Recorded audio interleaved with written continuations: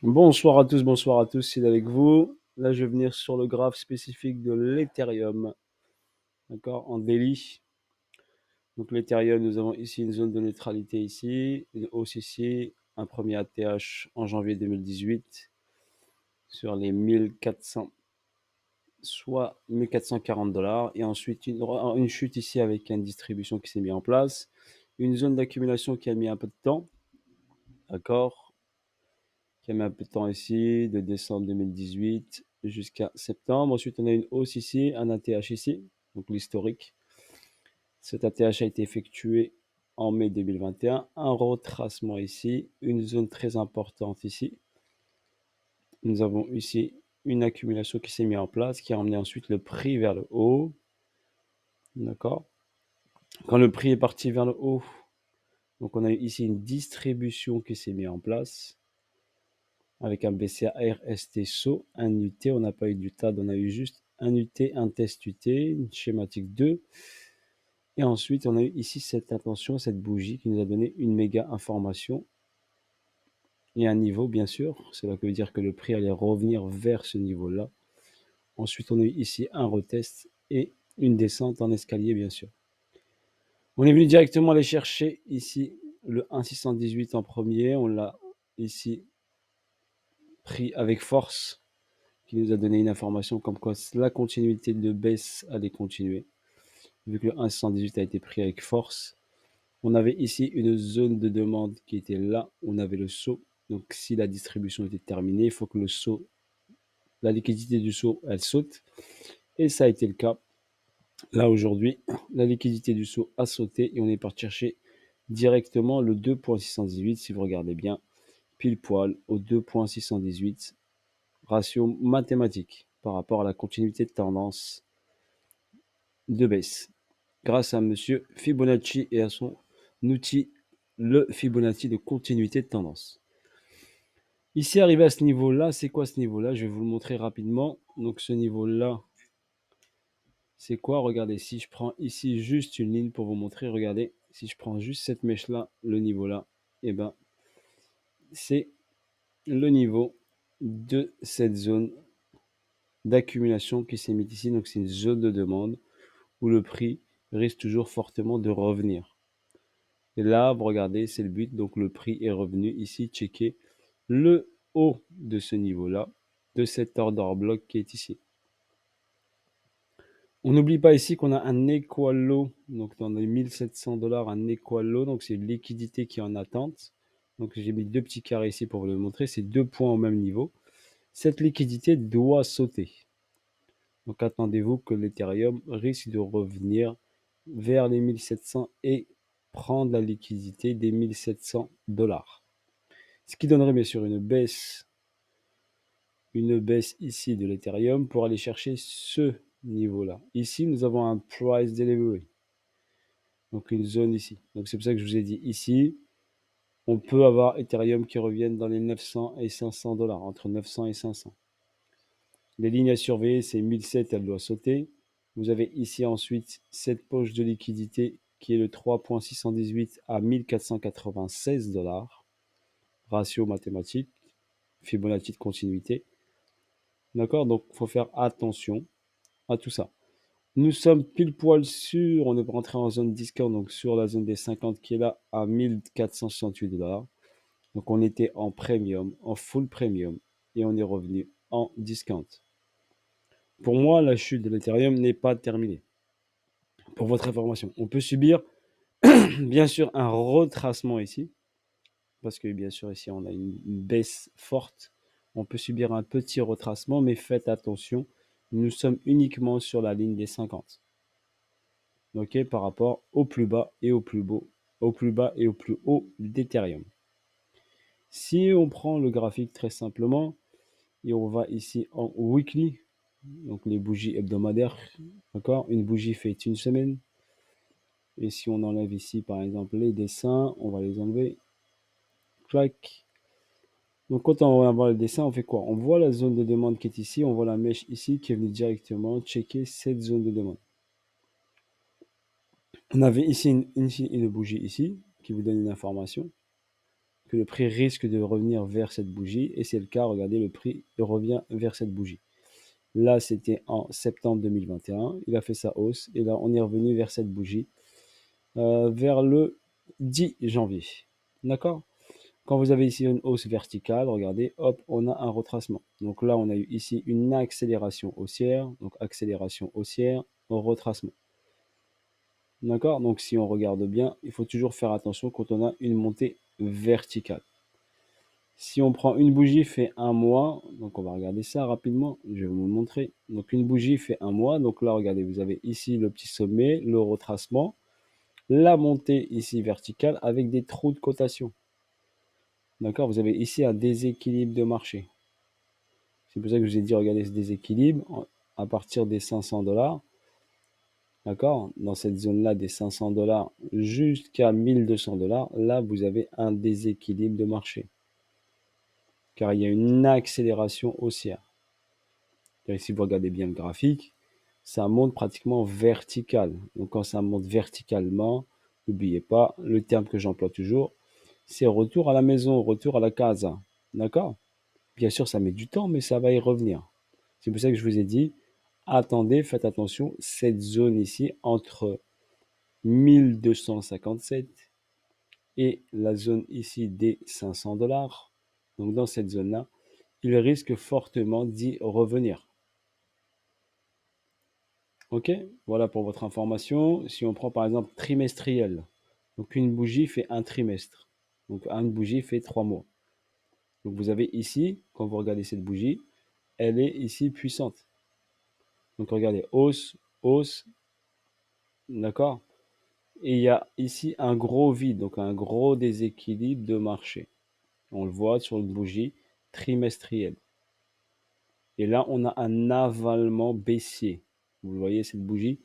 C'est une bougie, on appelle ça un avalement baissier. Cette bougie a avalé carrément celle-là.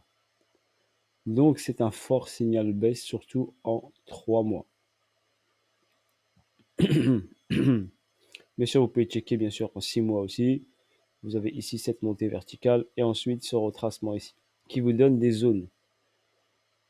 Les meilleures zones, vous les voyez ici. Donc, c'est pour ça que cette zone ici est intéressante. 767 $. Et la zone ici des 500 $ environ. Ok.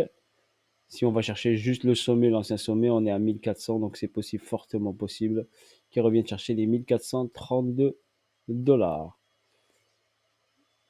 On va revenir en H4. Donc regardez en H4. Ici, regardez ici. Cette descente ici forte en H4. Si on met ici le RSI, on regarde ici bien le RSI en H4 qui est en survente. D'accord? On est en survente ici, mais on n'a pas de divergence haussière. D'accord? Vous le voyez bien en H4, on ne l'a pas. Si on va par exemple en daily, est-ce qu'on a une divergence haussière? Non, on n'a pas de divergence haussière, pour votre information. Donc, on peut continuer à descendre encore. Donc voilà, si vous checkez ici le RSI, vous aimez bien regarder le RSI, on peut avoir ça en hebdomadaire. Donc en une bougie fait une semaine, qu'est-ce qu'on a? Eh ben, on a le RSI qui est sur la zone des 37%. Donc il a cassé la zone des 50. D'accord? Donc on est en continuité de baisse. C'est pour ça que je dis minimum, il va aller chercher ici, cette zone-là. Ok? Donc voilà en ce qui concerne, vous aimez bien le RSI. Je vais vous mettre la moyenne mobile, comme ça on va faire la totale. Allez, la moyenne mobile 50, la moyenne mobile 200. Donc on sait que la 200, elle est ici. Ça, c'est la moyenne mobile 50. On a cassé la moyenne mobile 50 weekly. D'accord? Si on va en daily, donc en daily ici, on est passé sous la moyenne mobile 200 et la moyenne mobile 50 ici. Ici, on va bientôt voir ici.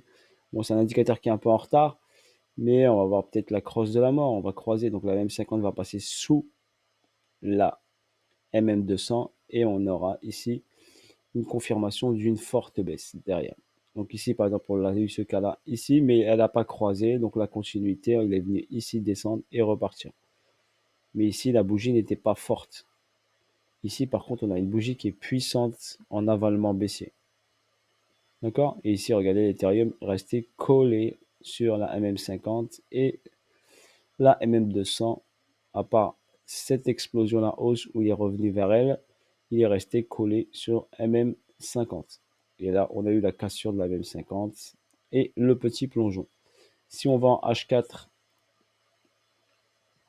donc si on va en H4, on remarque bien ici, regardez le croisement ici, ensuite la forte baisse ici, le retour ici, et là, on avait une information grâce à cette baisse-là qu'on pouvait rentrer ici en sell pour aller chercher la continuité de baisse. Voilà comment vous pouvez utiliser les MM, les moyennes mobiles. D'accord? Mais n'oubliez pas, elles sont toujours en retard, légèrement en retard. Ça vous donne juste des niveaux, une tendance de fond, ok, au niveau de l'actif. Si quand on regarde ici, je vais mettre ici le SP500. Donc le SP500. Donc le SP500, si j'arrive à le mettre, s'il veut bien.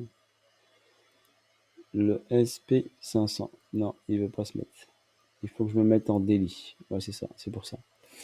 Donc si je me mets en daily, je mets le SP500. Donc c'est les 500 valeurs industrielles en dehors du Dow Jones.